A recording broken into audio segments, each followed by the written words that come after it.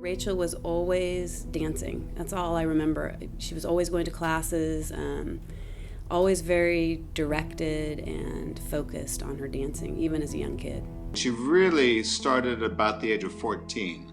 So by the time high school came around, and we would have been 16 at this point, she was absolutely passionate about dance. It was very much of who she was. She walked like a dancer. She started walking sort of with her feet pointed out, and you could tell just from behind that she was obviously a dancer. And that's when I think she started more intensely taking classes. So she was always leaving to go off and take classes somewhere else.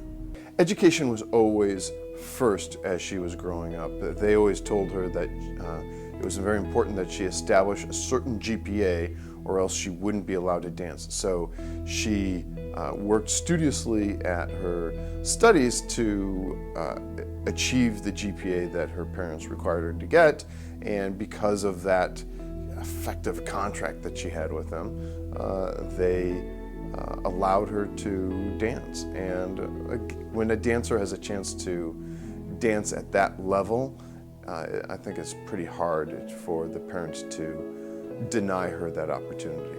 I went on to Berkeley, and every year when ABT would come and dance in San Francisco on tour, my now husband and I would go watch her dance and see her on stage. And Mikhail Baryshnikov was the artistic director at the time and one of their principal lead dancers. So that was amazing to get to see someone I knew and grew up with on stage with, arguably the most famous dancer of our time.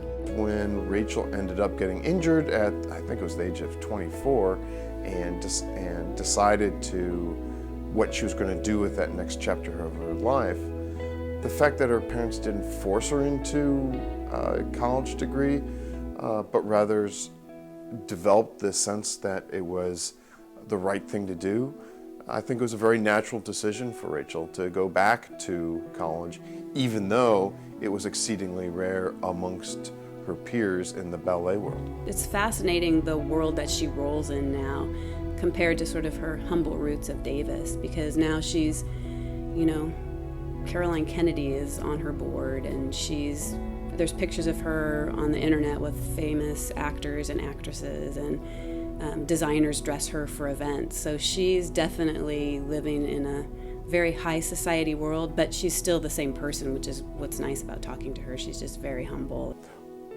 When Rachel finished her interview at ABT, one of the greatest compliments she ever got was the recruiter came up to her and told her that Rachel challenged the search committee's preconceived notions of what they wanted. Basically, Rachel redefined that job because of what she projected at that interview. She's coming up on her 10th year. She's working on writing a book right now, trying to help dancers, because the industry, it sounds like, can eat you alive a little bit. So she's working on a book to help people that are going into the industry so they don't sort of stumble over the pitfalls that she did. And Rachel's trying to arm these young performers and really young artists of all forms, trying to arm them with the skills to be able to launch their own professional career. What's extraordinary about Rachel is she's accomplished so much. She takes it very seriously, but she doesn't take herself that seriously. She really doesn't have much ego. My oldest daughter, Holly, took a trip to New York with her ballet company, and I contacted Rachel just through Facebook when they were going to see if she was available or if she could do anything, and she generously gave the small group of dancers and their instructor a private tour of ABT, and showed them where everything was, showed them her office and all the studios, which was really lovely and a great experience for my girls. So Rachel has launched a national program to bring diversity to professional ballet companies, but the way they're doing that is to provide greater opportunity to young students of different ethnic backgrounds at the very entry levels. So ABT has launched this national program to provide dancing to a broader community of dancers, with the eventual goal of bringing more dancers to the art form, and therefore opening up the art form to a much broader audience. It's a very hot topic, so to speak. It's a difficult topic because the whole notion about ballet dancers all have to look the same.